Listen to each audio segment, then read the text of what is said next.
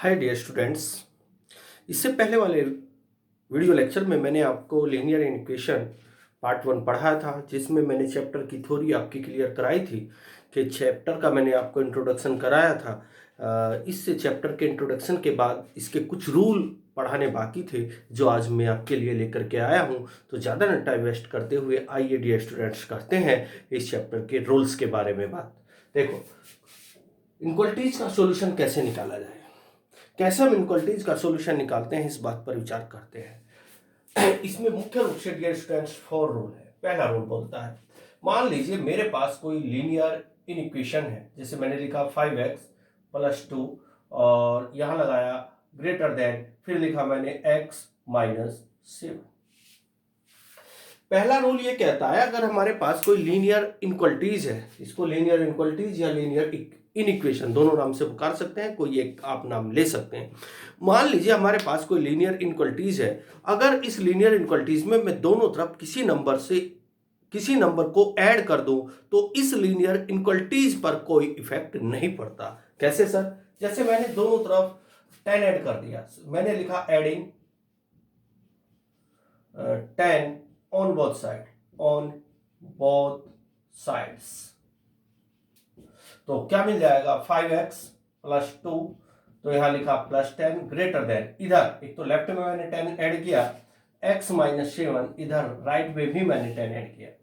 ऐसा करने से जो मेरे पास नई इनक्वलिटीज आई 5x + 2, ये 10 ही दोनों मिलके हो गए 12 ग्रेटर देन x - 7 + 10, ये बन जाएगा 3। तो मेरे पास जो ये पहले वाली इनक्वलिटीज थी और जो अब ये इनक्वलिटीज है, ये दोनों इनक्वलिटीज सेम है। अर्थात किसी इनक्वलिटीज में अगर मैं किसी नंबर को दोनों तरफ ऐड करता हूं, तो उस इनक्वलिटीज पर कोई इफेक्ट नहीं पड़ता। यही बात बिल्कुल सब्ट्रैक्ट को लेकर के है। अगर हमारे पास कोई इनक्वलिटीज है और उसमें मैं किसी नंबर को सब्ट्रैक्ट कर दूं, बट दोनों तरफ लेफ्ट में भी राइट में भी, तो उस इनक्वलिटीज पर कोई इफेक्ट नहीं पड़ता। जो ऐड का रूल है वही सब्ट्रैक्ट का रूल है, तो ऐड वाली बात मैं आपको नहीं समझा रहा हूं, खुद यहां आप ऐसे लिख सकते थे, सब्ट्रैक्ट 10 ऑन बोथ साइड, और जो नई इनक्वलिटीज निकल करके आती वे दोनों सेम होती। दूसरी बात, सपोज करो मेरे पास ये कोई इनक्वलिटीज है 10x - 9 लेस देन, यहां लिखा हुआ है आपके पास 2x + 7। अगर मैं इस इनक्वलिटीज में दोनों तरफ किसी नंबर से मल्टीप्लाई कर दूं, पॉजिटिव नंबर से, अगर मैं इस इनक्वलिटीज में दोनों तरफ किसी पॉजिटिव नंबर से मल्टीप्लाई कर दूं, तो इस इनक्वलिटीज पर कोई इफेक्ट नहीं पड़ता। अगर मैं यहां ऐसे लिखूं, multiply by 3 on both sides, यानी कि दोनों तरफ अगर आप 3 से मल्टीप्लाई कर रहे हो, 3 × 10x - 9 लेस देन 3 से मल्टीप्लाई, इधर देखो यहां ब्रैकेट लगाया, 3 से मल्टीप्लाई, यहां ब्रैकेट लगाया, इसमें 3 से मल्टीप्लाई 2x + 7। अब नई इनक्वलिटीज जो मेरे पास निकल के आएगी, इसमें मल्टीप्लाई की 30x - 27 लेस देन, इसकी इसमें मल्टीप्लाई की 6x + 21। अब ये मेरे पास जो पहले इनक्वलिटीज थी, अब जो बाद वाली इनक्वलिटीज है, ये दोनों इनक्वलिटीज सेम कहलाएगी। आपसे ये कहना चाह रहा हूं, यदि हमारे पास कोई इनक्वलिटीज है और उस इनक्वलिटीज में मैं दोनों तरफ किसी नंबर को ऐड करूं या सब्ट्रैक्ट करूं, तो उस इनक्वलिटीज पर कोई इफेक्ट नहीं पड़ता। यदि मेरे पास कोई इनक्वलिटीज है और मैं दोनों तरफ किसी नंबर से मल्टीप्लाई करूं, जैसे मैंने यहां 3 से मल्टीप्लाई किया है, तो इस इनक्वलिटीज पर कोई प्रभाव नहीं पड़ेगा। जो इनक्वलिटीज ये यहां थी, वो इनक्वलिटीज ये यहां कहलाएगी। तीसरे वाली बात, अगर सपोज करो मेरे पास ये कोई इनक्वलिटीज है, जैसे मैंने लिया 2x + 9 और यहां लिया ग्रेटर देन x - 7। अगर मैं दोनों तरफ किसी पॉजिटिव नंबर से इस इनक्वलिटीज को डिवाइड कर दूं, इस इनक्वलिटीज को सपोज करो मैं 7 से डिवाइड करना चाह रहा हूं, तो इस इनक्वलिटीज की वैल्यू पर कोई प्रभाव नहीं पड़ेगा। सर कैसे? मैंने यहां लिखा divided by 7 on both sides, जैसे 2x + 9 divided by 7 greater than यहाँ x माइनस 7 डिवाइडेड बाई 7, जो इनक्वलिटीज यहाँ थी वो इनक्वलिटीज ये, यानी कि जो वैल्यू इस इनक्वलिटीज की है वही वैल्यू इस इनक्वलिटीज की है, तो वैल्यू पर कोई प्रभाव नहीं पड़ेगा। मैंने आपको अभी केवल 3 रूल समझाए। पहला रूल ऐड और सब्ट्रैक्ट को लेके है, हालांकि मैंने सब्ट्रैक्ट वाली बात आपको नहीं बोली है, लेकिन बोल रहा हूं यदि मेरे पास कोई इनक्वलिटीज है और उस इनक्वलिटीज में मैं दोनों तरफ किसी पॉजिटिव नंबर को या नेगेटिव नंबर को दोनों तरफ ऐड कर दूं तो उस इनक्वलिटीज पर कोई प्रभाव नहीं पड़ेगा, अर्थात जो इनक्वलिटीज ये यहां थी वो इनक्वलिटीज ये कहलाएगी।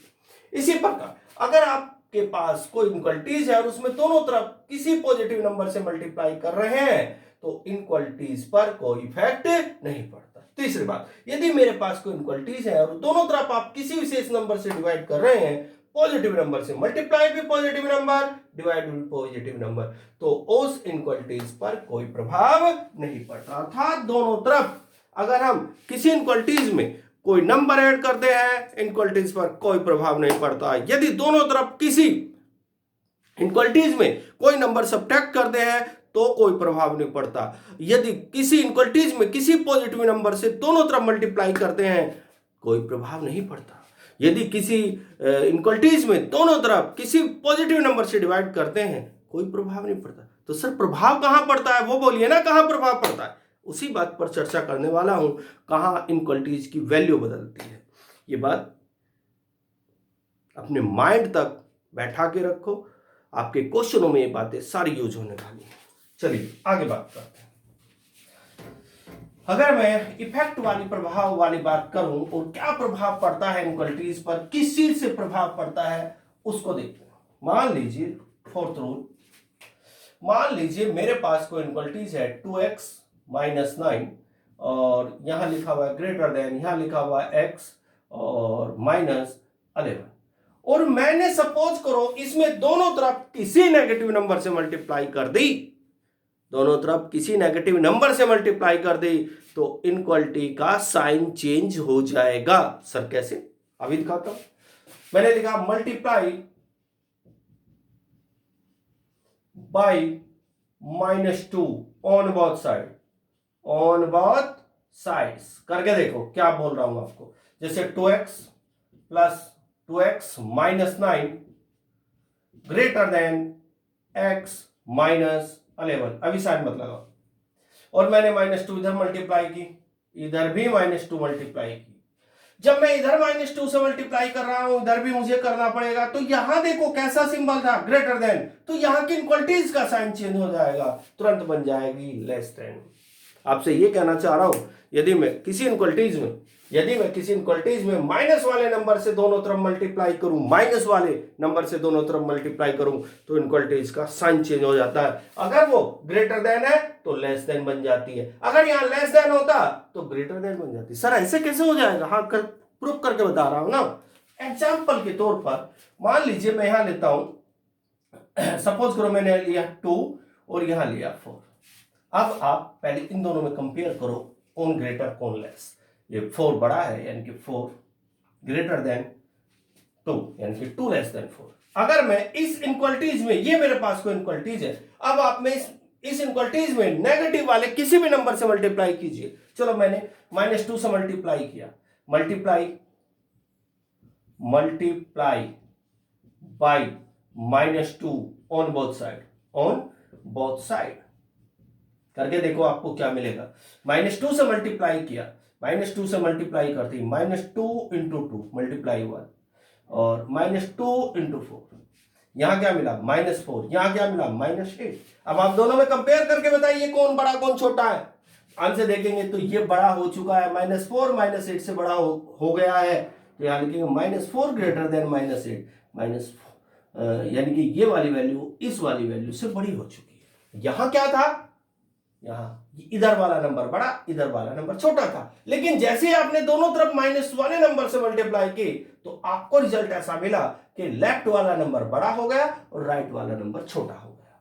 तो जैसे ही आप माइनस वाले नंबर से किसी इनक्वलिटीज में दोनों तरफ मल्टीप्लाई करते हैं तो इनइक्वालिटीज का साइन चेंज हो जाता है। अगर वो ग्रेटर देन इक्वल है तो अगले लाइन में आप लेस देन इक्वल का साइन लगाओगे, अगर वो लेस देन इक्वल है तो अगले लाइन में आप ग्रेटर देन का इक्वल साइन लगाओगे। अर्थात जैसे ये इनइक्वालिटीज थी और मैंने इसमें -2 से दोनों तरफ मल्टीप्लाई की, तो अगली बार अगले लाइन में जैसे आप ये लिखोगे तो ये वाला सिंबल तुरंत चेंज यूज कर दोगे। यहाँ लेस देन था तुरंत आप ग्रेटर देन कर दोगे। अब जैसे यहाँ ग्रेटर देन था और मैंने -2 से मल्टीप्लाई की, तो -2 से मल्टीप्लाई करते यहाँ ग्रेटर देन से तुरंत लेस देन बन जाएगा। अर्थात आपसे सिर्फ ये समझाने की कोशिश कर रहा हूं, यदि हम किसी माइनस वाले नंबर में दोनों तरफ किसी माइनस वाले नंबर से दोनों तरफ इनइक्वालिटीज को मल्टीप्लाई करते हैं तो इनइक्वालिटीज का साइन चेंज हो जाता है। क्या मेरी बात आपके माइंड तक पहुंची? चलो, जरूर पहुंची होगी। आगे बात करते हैं। फिफ्थ रूल हमको क्या बोलता है? यदि हम किसी माइनस वाले नंबर से किसी इनइक्वालिटीज को दोनों तरफ डिवाइड कर दें तो भी इनइक्वालिटीज का साइन चेंज हो जाता है। कैसे? जरा सपोज करो मेरे पास कोई भी इनइक्वालिटीज ले लीजिए, मैंने लिया 5x - 9 और यहाँ ग्रेटर देन लगाया और मैंने लिखा 2x + 11 और मैंने डिवाइडेड बाय -7, दोनों तरफ divided by -7 on both side दोनों तरफ मैंने -7 से डिवाइड किया। तो जैसे आप दोनों तरफ -7 से डिवाइड करोगे, चूंकि नंबर माइनस वाला है तो यहां वाला सिंबल तुरंत ये जो चेंज हो जाएगा, यहां पर ग्रेटर देन था ये लेस देन बन जाएगा। अर्थात ये बन जाएगा 5x - 9 डिवाइडेड बाय -7, ये बन जाएगा less than 2x + 11 divided by -7। ये बात जरा ध्यान से रखना। और जब भी इनइक्वालिटीज हो, बीच में इनइक्वालिटीज का साइन है, कभी भी माइनस से माइनस कैंसिल आउट करने की गुस्ताखी मत करना। ऐसा करने से आपके क्वेश्चन गलत होंगे। ये तरीके मैं आपको क्वेश्चन के अंदर ही बताऊंगा। मैंने आपको क्या रूल समझाया? मैंने आपको रूल समझाया, यदि मेरे पास कोई लीनियर इनइक्वालिटीज है, आप उसमें दोनों तरफ किसी नंबर को ऐड करेंगे, किसी भी नंबर को ऐड करेंगे, उस इनइक्वालिटीज पर कोई इफेक्ट नहीं पड़ेगा, उसका सिंबल सेम रहेगा। यदि मेरे पास कोई इनइक्वालिटीज है, आप उसमें दोनों तरफ किसी नंबर को सब्ट्रैक्ट करेंगे, तब भी इनइक्वालिटीज के सिंबल पर कोई चेंज नहीं आएगा। यदि मेरे पास कोई इनइक्वालिटीज है और आप उसमें पॉजिटिव नंबर से दोनों तरफ मल्टीप्लाई कर रहे हैं, तो इनइक्वालिटीज के सिंबल पर कोई चेंज नहीं आएगा। यदि मेरे पास कोई इनइक्वालिटीज है और आप किसी पॉजिटिव नंबर से डिवाइड कर रहे हैं, तो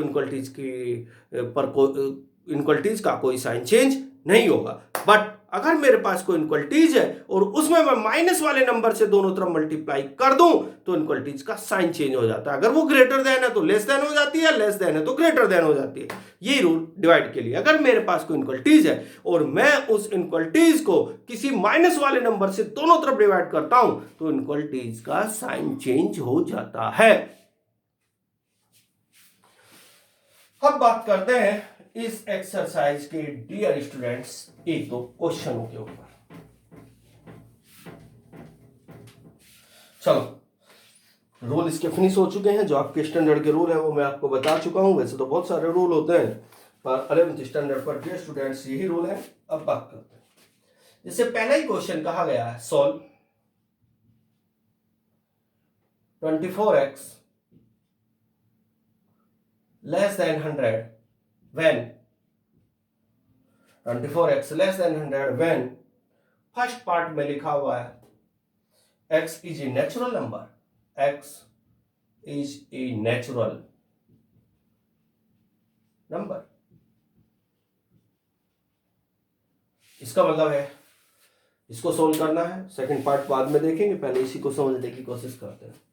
सोल्व का मीनिंग होता है कि हमें इसकी लेफ्ट और राइट इन दोनों साइड को लेके चलना है और x की वैल्यू निकालनी है। जब भी किसी क्वेश्चन में आपको ये वर्ड लिखा मिल जाए, solve the given equation, solve the given problem, solve it, तो इसका मतलब वहां से आपको वेरिएबल की वैल्यू निकालनी होती है। अब हमारे दिए गए क्वेश्चन में वेरिएबल क्या है? x, तो हमसे x की वैल्यू उसने पूछी। चलो इसको मार्केट में लेके आओ। तो मैंने तुरंत, इसको बाद में देखेंगे क्या लफड़ा है, इस इतने को मार्केट में लेके आए।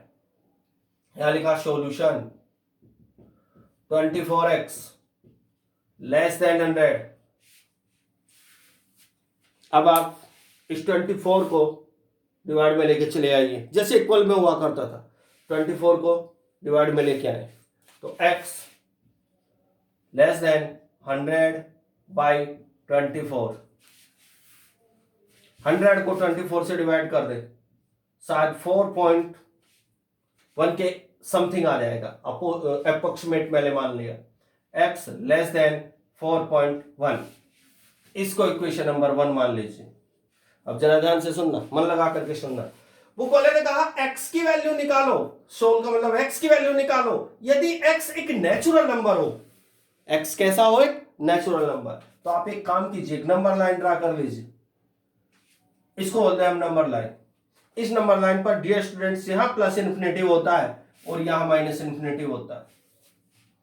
सीखे होंगे ना नंबर लाइन बचपन में, बचपन से नंबर लाइन सीखते आ रहे होंगे आप लोग। तो जैसे आपने नंबर लाइन ड्रा की, जो नंबर आपके पास यहां आया 4.1, इस 4.1 को नंबर लाइन पर ले लीजिए। सपोज करो 4.1 आपका यहां है, जहां भी मर्जी आए, चलो मैंने यहां मान लिया 4.1 यहां माना। अब आप अपनी इक्वेशन नंबर 1 से बात कीजिए।